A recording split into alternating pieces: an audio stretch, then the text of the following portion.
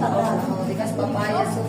Ito sa pinasemento niya, yung ilaw naman, pinalitan na din. 1960s na yung na-discover, may nakuha mga treasures dito. Yan, wala na yun kasi yun.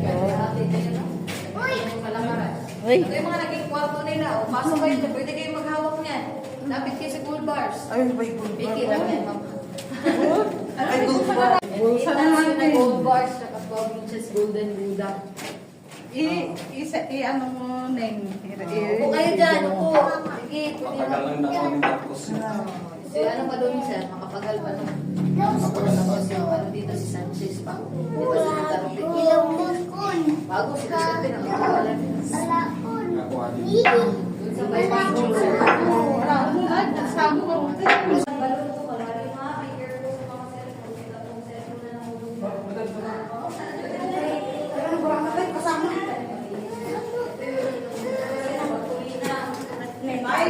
Wala kang pahinga.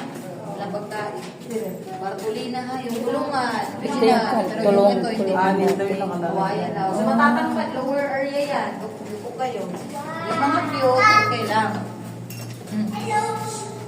Ay, maliit naman kami. Ito ay sadyang mababa kasi trap nila to sa kalaban nila. Ang mga kalaban nila, ma'am. Baba na. Yuko, mga ano, yung pandakos na yung yumuko.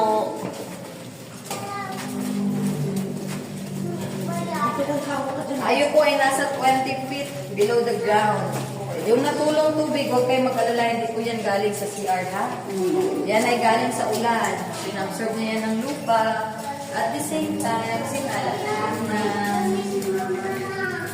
Tapos, yan. May mga nakuporma na mga Oo, stalagmite. may mga stalactite po. Yung stalagmite sa baba, stalactite sa taas.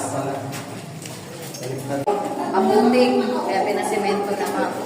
Yung ilaw naman, sulo lang yun noon, mapakuryente.